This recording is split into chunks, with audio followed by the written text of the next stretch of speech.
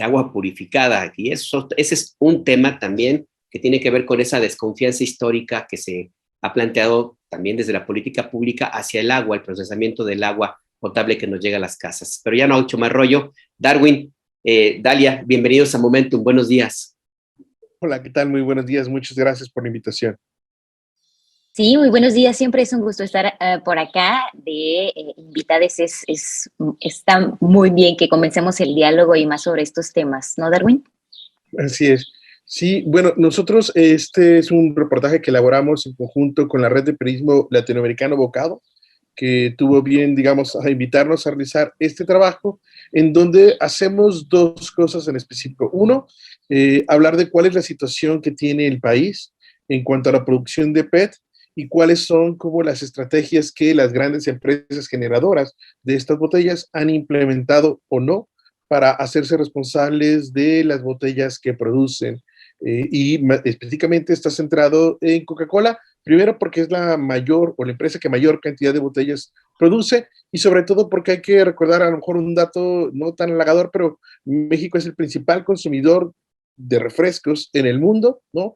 Con 5 litros, por ejemplo, de Coca-Cola al año, que la pregunta es básica, si tomamos 225 litros de Coca-Cola, pues las tomamos preferentemente en estos envases de un solo uso, lo cual implicaría que anualmente cualquiera de nosotros o cualquiera de la persona que nos está escuchando genera 375 botellas de PET al año, pensando solamente en nuestro consumo de refresco. Es decir, son 12.5 kilos de este plástico al año, pero sobre todo si lo llevamos a un escenario como mucho más grande y tomamos en consideración que, por ejemplo, una empresa como Coca-Cola produce 110,000 millones de botellas de PET en el mundo y nuestro mercado, el de México, representa el 15% de su mercado global, estamos hablando de una infinidad brutal de botellas de PET que no necesariamente se reciclan, Dale. Y perdón, bueno, a mí creo que es súper importante agregar que este reportaje hace una invitación súper concreta tanto a quienes son estos grandes productores, como los nombra la ley, y también para quienes consumimos, ¿no? Y para quienes, por ejemplo, es mucho más sencillo tomar una botella de PET de alguna tienda, de algún lugar, centro de autoservicio, y llevárnoslo a nuestra casa y darnos cuenta que lo que estamos llevando a nuestros hogares no es necesariamente este líquido, ¿no? Agua, refresco, alguna bebida alcohólica, cerveza, etcétera. Lo que estamos comprando es en realidad una botella. Y que por lo tanto eso sugiere que lo que está fallando es este sistema, que es también a lo que invita este reportaje, a entender que este sistema de tomar, usar y desechar no está sirviendo para nada y que está generando problemas de estas magnitudes de las que ya hablaba Darwin. Porque si bien en México somos uno de los principales o el país número 1 que mayor número de botellas de PET recolecta, también hay que decir que de todos los residuos que se generan en el país, solo entre el 1 y el 2% es reciclado. Todo lo demás está terminando en basureros a cielo abierto, está terminando en los mares, está terminando en los ríos y está generando esta problemática que ni siquiera podemos decir que está teniendo efectos a un largo plazo, los estamos teniendo ahora. Pues vaya dato, Dalia, del 1 al 2% solamente es reciclado. Híjole, el dato es verdaderamente tremendo. Ahí, y Darwin, me quedo pensando en este dato ahorita que estaba leyendo y que te pediría si también lo pueden desarrollar un poco más, esto que le llaman la nueva economía de los plásticos. Sí, hay todo un movimiento de escala global que justamente busca a través de la economía circular generar, digamos, un cambio en los modelos de producción para que exista una mayor, digamos, usabilidad y retornabilidad de, en este caso, los envases, las botellas que se generan. Es decir, pensar que no sean materiales de un solo uso, porque la mayor parte, digamos, de las botellas de agua refresco lo tomamos y lo desechamos y ya, ¿no? Si uno recuerda, digamos, a sus memorias de la infancia, pues todavía fuimos de esas personas que llevábamos nuestros refrescos de vidrio, ¿no? A la tienda para cambiarlos, digamos, por otros que venían llenos y finalmente todos acumulábamos o teníamos una cantidad, digamos, de esta botella, que eso se llama la retornabilidad, es decir, comprábamos una botella una vez y podíamos seguirla utilizando. Cuando, digamos, se da la aparición del PET, pues las empresas prefieren utilizarlo porque no solo es más barato, sino reducen costos en transportación, porque ya no hay que ir a recoger, digamos, las botellas viejas para dejar nuevas, simplemente vamos a las tiendas, a los grandes almacenes, a dejar más y más producto.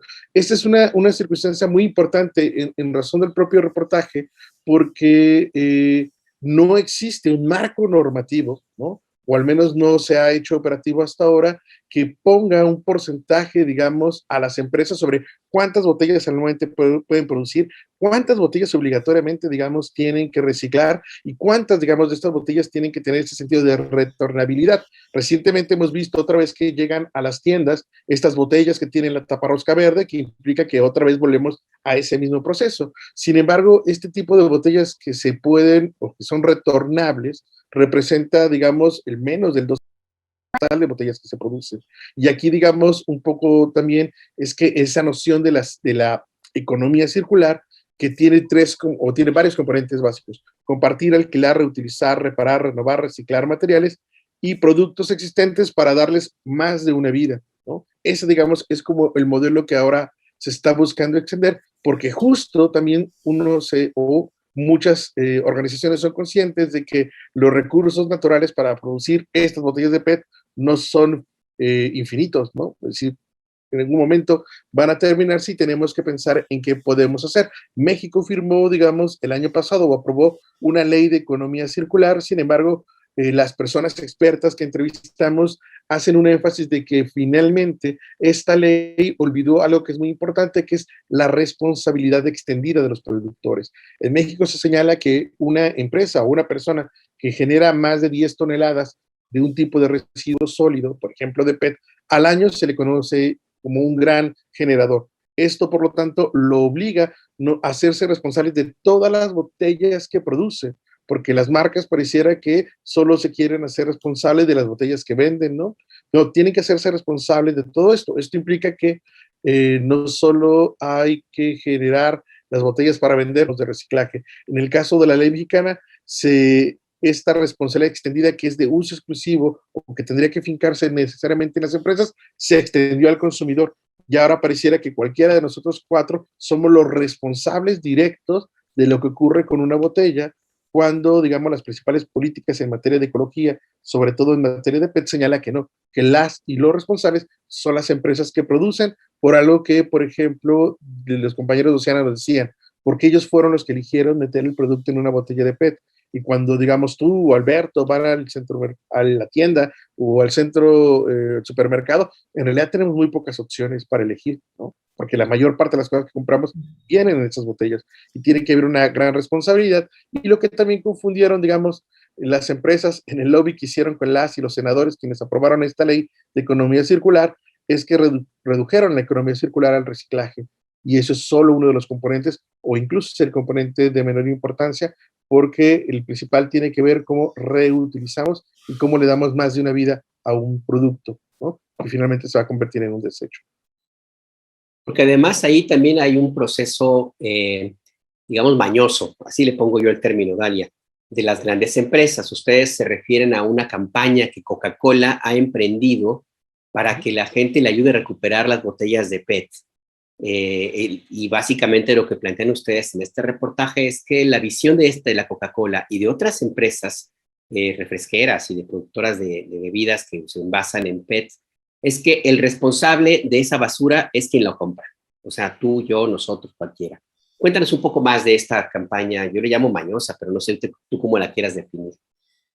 Sí, bueno, considero que justo esto ha sido uno de los principales hallazgos también de este reportaje, de esta investigación, hacer este trabajo en campo y supervisar qué es lo que se dice dentro de estas campañas de publicidad bien intencionadas, y que buscan sensibilizar de alguna manera, porque era lo que nos decían las personas expertas a las que entrevistamos, que están muy bien, que se pueden plantear como campañas de sensibilización, es decir, ir a las playas y recoger la basura, poner en estas tiendas estos grandes contenedores o estos contenedores para depositar ahí el PET, pero pero que todo termina ahí, ¿no? Sí, está bien, entendamos esto, las personas se tienen que hacer responsables de esos residuos, pero hasta ahí.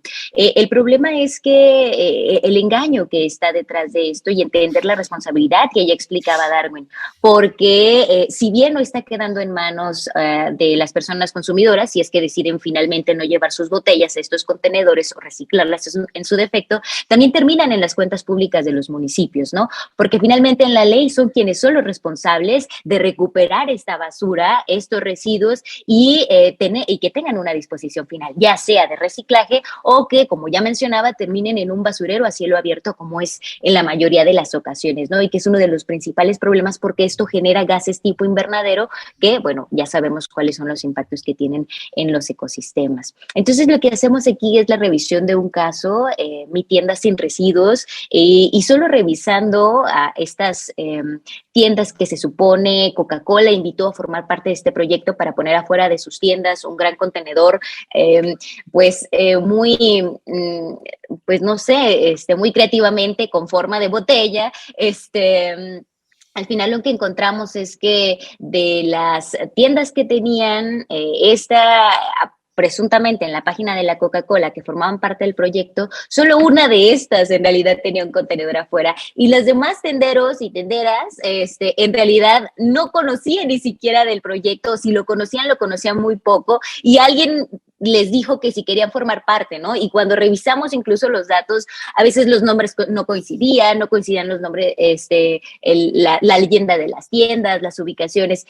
Pareciera entonces que sí, efectivamente, como lo mencionabas, es un engaño, ¿no? Taparle el ojo al gran problema que esto genera. También otra de las cosas que nos parece que es sumamente relevante es que si bien se ha dicho que estas botellas que se recuperan terminarán siendo una nueva botella que regresará a tus manos, pues esto es totalmente falso porque estos productos plásticos o este PET, si bien puede reciclarse, primero tiene un número limitado de veces que puede reciclarse, pero también se necesitan de materias vírgenes para poder generar estas nuevas botellas. Así que es falso que vas a tener de vuelta tu botella de coca así como la fuiste a generar. Entonces, a comprar, perdón. Entonces, el modelo, como mencionaba, es el que está fallando, ¿no? De producir en mayor cantidad y luego no hacerse responsable de esto o creer que todo esto es desechable. Además, hay un problema muy grande, como mencionaba Darwin, en la interpretación de esta ley de economía circular.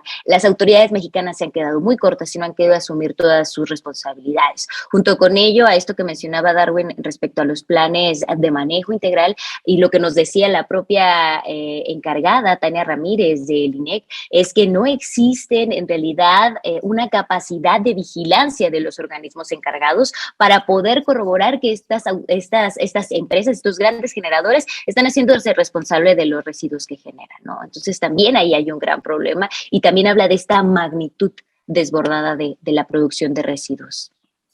Gracias Dalia Sousa, gracias Darwin. Déjame, para ir cerrando, Darwin, me quedo pensando entonces, ¿qué es primero el huevo o la gallina? Es decir, el problema tendría que atenderse desde la producción o la distribución, atender el problema de manera más estructural. Me quedo pensando en esto que veía hace algunos años, hace varios ya años, cuando estaban conformándose los municipios autónomos zapatistas y empezaban a hablar del problema de las bebidas en las comunidades, las tiendas, las tienditas, los abarrotes, que lo que les llegaba pues eran refrescos y entonces decían, bueno, ¿y ¿Y qué hacemos, no? ¿Cuáles son las bebidas, las alternativas? Además de la economía, de lo que implica la economía para poblados, para ciudades, para etcétera. Se generó siempre una especie de debate siempre interesante en ese sentido. Lo mismo, por ejemplo, cuando pensaban en atender cuestiones de salud, que decían, bueno, es que nos hacen falta médicos, no tenemos médicos aquí, hay que capacitar médicos, pero antes de los médicos primero necesitamos las medicinas, porque pues hay una desnutrición tremenda y hay una falta de atención. Finalmente, estos problemas de fondo los llevó a atacar o a considerar un tema estructural, la nutrición. Y entonces, atendiendo el problema de la nutrición, implicaba también poner atención pues en lo que llega o no llega ahí para empezar a evitar la desnutrición. En fin, sé que el tema da para mucho y es complejo, pero cuál es tu valoración sobre esta parte, cómo atender el tema de fondo? Sabemos que pues, no está en nuestras manos, pero sí en nuestras manos el colocar el tema, como ustedes lo están haciendo, y tratar de colocar algunos elementos de valor para la audiencia. Así es, Ernesto. Y tú lo mencionaste hace rato. Lo que señalan, digamos, las organizaciones en pro del medio ambiente y las personas expertas, incluso las que están dentro del ámbito de gobierno, tratando de minar los efectos que tiene la contaminación plástica en el país y en el mundo, señalan que lo primero que tiene que cambiarse es el modo de producción. Es decir, las empresas tienen que diseñar estrategias que impliquen la producción de cero residuos. Desde ahí tiene que venir el cambio, porque a partir, digamos, de esa planeación podrían estimarse los impactos ambientales que puede tener el desarrollo de un producto, ¿no? Entonces se tiene que pensar de manera muy clara que lo que yo produzca, sean botes de PET o cualquier otra cosa, tiene que generar cero residuos. Porque si no genera cero residuos, hacemos, digamos, mucho más grande la problemática que per se ya existe. Pero no solo eso, ese, digamos, nivel de producción tiene que incluir también un plan, ¿no?, de impacto ambiental donde consideremos que paulatinamente, año con año, tenemos que incrementar el porcentaje de reuso de aquello que nosotros produzcamos o de reciclaje de aquello que se produzca. Porque si no, entonces, como señalaba, por ejemplo, Dalia, a partir de esta campaña de Coca-Cola que se llama Un Mundo Sin Residuos, ¿de qué sirve que la propia Coca-Cola lance toda una campaña donde nos prometa que en el 2030 va a recuperar el 100% de las botellas que produce, cuando no cambia su modelo de producción y produce 100,000 botellas al día, ¿no? Entonces, eso no cambia, porque entonces lo que tenemos es una campaña como de marketing verde que hace quedar bien a la empresa frente a los ojos, digamos, de los consumidores, pero que en el fondo no resuelve el problema porque no quiere modificar su modo de producción, porque ese modo de producción es el que finalmente genera estas ganancias. De ahí que, por ejemplo, en esta ley de economía circular, las y los senadores fue omitir la responsabilidad social extendida de las empresas, porque eso entonces obligaría a ellos a pensar y modificar sus modos de producción y inicialmente que se produjera de esa manera y de esa manera como masiva.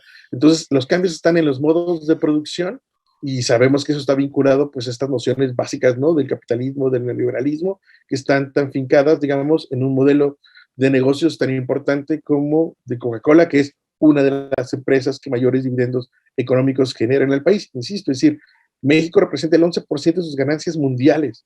Por eso, digamos, un reportaje como este para analizar las apuestas que tiene Coca-Cola en términos medioambientales. A este punto, volver a las botellas de vidrio, o mejor, que ya no haya refrescos ni bebidas azucaradas y todo ese tipo de cosas que son responsables también de una buena parte de nuestros problemas de salud en México, Dalia. Por supuesto, a mí me parece que no importa cuántas R citemos ahora, ¿no? Las que ya conocíamos, reusar, reciclar o la retornabilidad ahora como esta apuesta que podría sí, de alguna manera y a mediano y a largo plazo generar esta reversión de los problemas que ya teníamos. O que ya tenemos en realidad, pero creo que también está puesta en la educación ambiental que como ciudadanía debemos de tener, ¿no? En general y desde todos los niveles, desde quien consume, desde quien produce, desde quien genera, desde quien va y lleva y desde quien se encarga de toda esta gran basura. Y por supuesto también las autoridades que se encargan de regular y que en este caso que no sean omisas frente a estas situaciones y logren subsanar los vacíos que ya existen. Y ya mencionábamos en temas de las ausencias que están dentro de esta ley de economía circular recientemente publicada, ¿no? Poner los ojos sobre ellas me parece sumamente importante porque de nueva cuenta es el sector privado quien está teniendo las manos ahí y quien está confabulando para de nuevo hacer invisibles sus responsabilidades y también generar estas estructuras con mayor poder de acción, ¿no? Me parece, para hacer esta vigilancia también, de nuevo, dentro de este sector privado, para que se vigile tanto lo que se produce como lo que se recicla, porque las tasas, como ya mencionaba Darwin, son mínimas y no están comprometidos y tampoco tienen personal para ir empresa por empresa o industria por industria a revisar que efectivamente estén cumpliendo con sus planes de manejo integral. Creo que ese puede ser tanto la reflexión como la invitación y por supuesto a leer el texto que nosotros agradecemos muchísimo la confianza de Bocado para poder escribirlo y publicarlo y también, bueno, la guía que ellas representan para tener y prestar atención sobre estos temas medioambientales que son lo que ahora también de manera inmediata nos debe de ocupar y preocupar. Dalia Souza y Darwin Franco, muchísimas gracias, de verdad, un extraordinario trabajo periodístico, gracias de verdad. Les mandamos un abrazo y a usted como audiencia le comentamos que en un minuto más vamos a pegarle la liga precisamente de este trabajo periodístico que está publicado también en pie de página. Ahorita le colocamos la liga para que pueda usted acceder y echarle un lente a este trabajo periodístico. Gracias, Dalia. Gracias, Darwin. Muchísimas gracias a ustedes. Hasta luego, gracias, cuídense.